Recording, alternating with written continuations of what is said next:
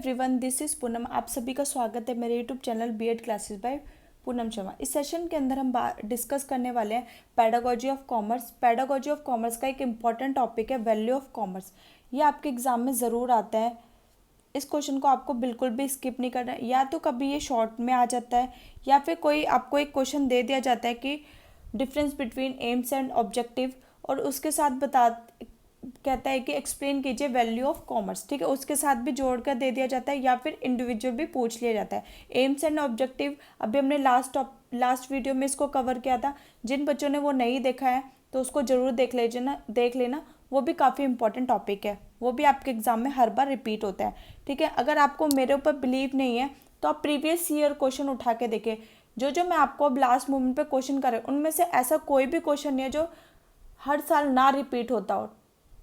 ठीक है, तो आप प्रीवियस ईयर क्वेश्चंस को देखेंगे और उसके बाद इन क्वेश्चंस को जरूर देखना, तो आपको भी एक आइडिया हो जाए कि हाँ कौन कौन से क्वेश्चंस आपके एग्जाम में हर बार रिपीट होते हैं। ठीक है, जो आपके टीचिंग पेपर होते हैं वो हर साल रिपीटेड क्वेश्चन ही आपको एग्जाम में देखने को मिलते हैं। ठीक है, मुश्किल से 10 से 12 क्वेश्चन होंगे जो आपको प्रिपेयर करने, और आप आराम से इस सब्जेक्ट में आराम से 70 से 80% आराम से स्कोर कर सकते हैं। अगर आपको जो मैंने अभी इंपॉर्टेंट क्वेश्चंस करा रही हूँ, अगर आपने उन्हीं क्वेश्चन को देख लिया और काफ़ी इजी वे में आपको समझाया गया है।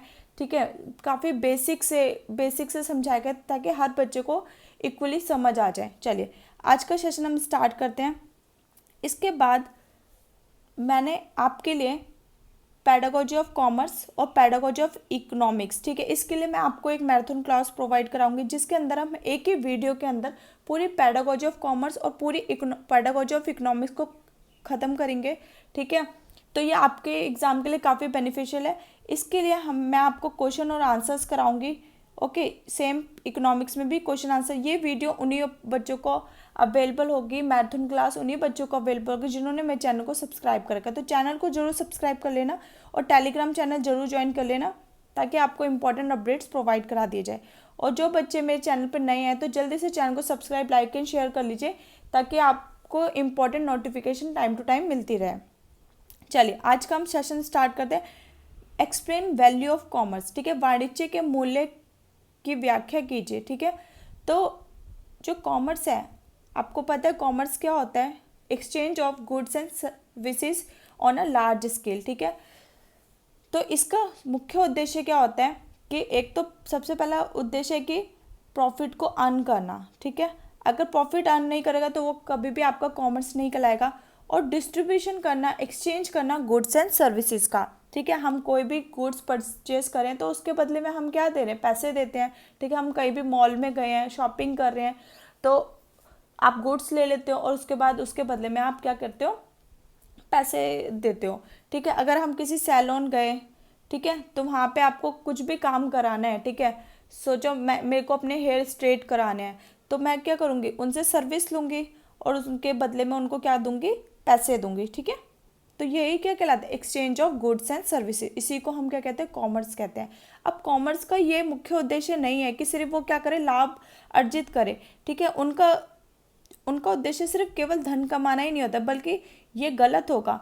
उन्हें सामाजिक मूल्यों को की ओर भी ध्यान देना होगा। ठीक है, उनके समाज के लिए भी उनके कर्तव्य होंगे कि उनको ये सब कर्तव्यों का पालन करना होगा और उनके प्रति भी उनके कुछ वैल्यूज़ होंगे। ठीक है, तो ये उचित सामाजिक मूल्यों की तरफ कोई ध्यान नहीं देगा तो संभव है कि समय के बाद उसका अस्तित्व भी खो देंगे। ठीक है, जो उन्होंने इतना बड़ा कॉमर्स, ठीक है, बिजनेस स्टार्ट किया है तो उसका भी कोई अस्तित्व नहीं होगा अगर वो समाज को इग्नोर करेंगे। ठीक है, बिजनेस कर रहे हैं समाज के सपोर्ट से, सरकार के सपोर्ट से, राज्य के सपोर्ट से। ठीक है, तो इन लोगों को भी ध्यान रखना, इनको लिए भी कर्तव्य इनका होना चाहिए जो बिजनेस कर रहे हैं। ओके, अतः यह जरूरी रहता है कि अपनी नीतियों के अंतर्गत सामाजिक मूल्यों को प्राथमिकता दी जाए। सोशल वैल्यूज है उनको क्या दी जाए? इंपॉर्टेंस दी जाए। उसे नहीं भूलना चाहिए कि वस्तु वह समाज को दे रहा है वह उचित कीमत पर, उचित दाम पर, उचित समय पर, जब जब ज़रूरत है उसको अवेलेबल कराइए। किसके कर्तव्य हैं? हमारे कॉमर्स के। ठीक है, तो जिस भी वस्तु का निर्माण किया जाता है वो एकदम बढ़िया क्वालिटी की होनी चाहिए। व्यवसाय के सामाजिक मूल्यों के अंतर्गत ग्राहक, कर्मचारियों, अंशधारियों तथा समाज के अन्य पक्षों के प्रति कॉमर्स का उत्तरदायित्व होता है। पहला उत्तरदायित्व होता है ग्राहकों का तथा उपभोक्ताओं के प्रति सामाजिक मूल्य, ठीक है, social values towards customer and consumers, ठीक है। हर एक व्यवसायी का जो कॉमर्स बिजनेस में है तो उनका फर्ज है कि अपने ग्राहकों को, उपभोक्ताओं को पूरा संतुष्ट करे। जो भी चीज़ उनको प्रोवाइड कराई जा रही है, ठीक है, वो बढ़िया क्वालिटी की हो, ठीक है, सही कीमत पर उपलब्ध हो, वस्तु को गैर कानूनी तरीके से जमाखोरी ना करें, ठीक है, ग्राहकों से प्राप्त होने वाली शिकायतों को पूरा ध्यान दें और उनका समाधान करें। ये क्या है, कंज्यूमर के प्रति उनके कर्तव्य हैं कॉमर्स के, ठीक है, व्यवसाय के। अब राज्य के प्रति सामाजिक मूल्य क्या है, कोई भी व्यवसाय सरकार के सहयोग के बिना नहीं चल सकता है, ठीक है। तो व्यवसायियों का भी कर्तव्य बनता है कि सरकार व्यवसाय को सफल संचालन में समय समय पर नियम और उपनियम बना दे और उनका पालन करना चाहिए। विभिन्न सरकारी को, करों को, जो भी व्यापार हैं जो चल रहे हैं तो उनको समय पर टैक्स दे देना चाहिए।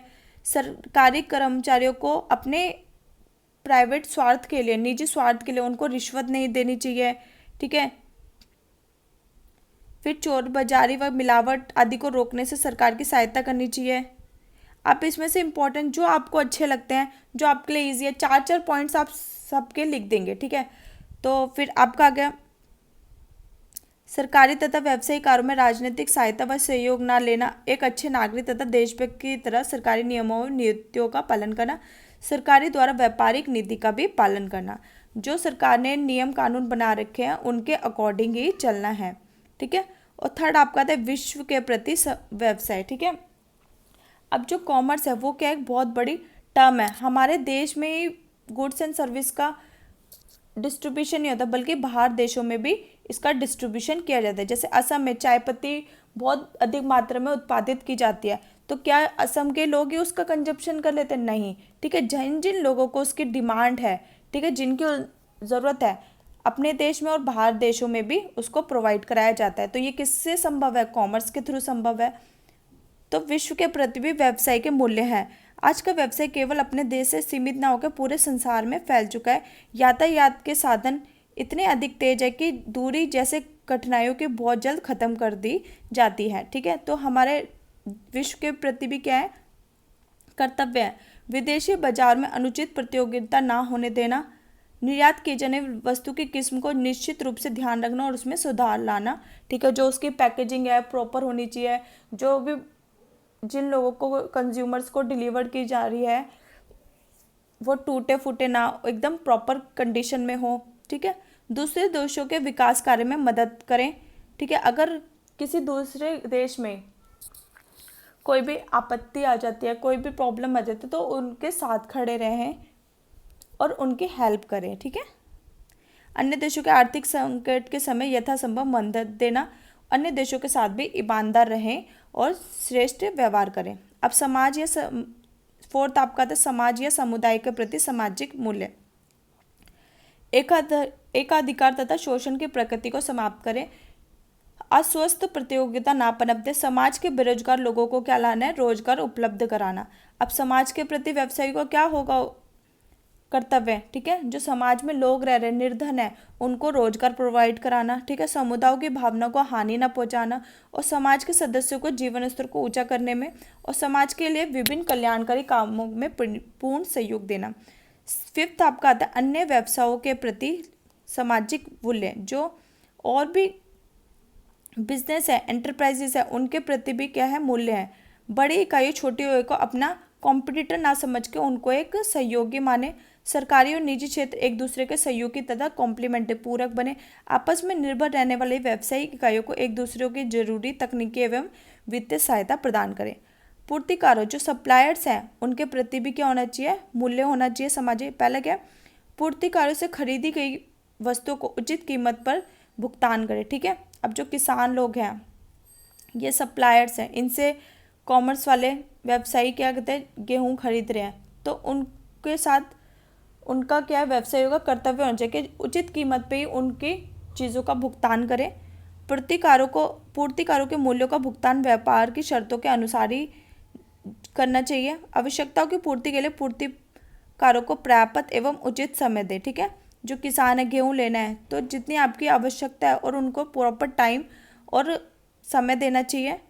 पूर्तिकारों को ग्राहकों की पसंद, आदतों तथा फैशन में लगातार होने वाले परिवर्तनों से परिचित कराना चाहिए। ठीक है, आज का हमारा ये सेशन खत्म होता है। वैल्यू ऑफ कॉमर्स काफ़ी इंपॉर्टेंट क्वेश्चन है, इसको जरूर आप अपने एग्जाम के लिए प्रिपेयर करेंगे।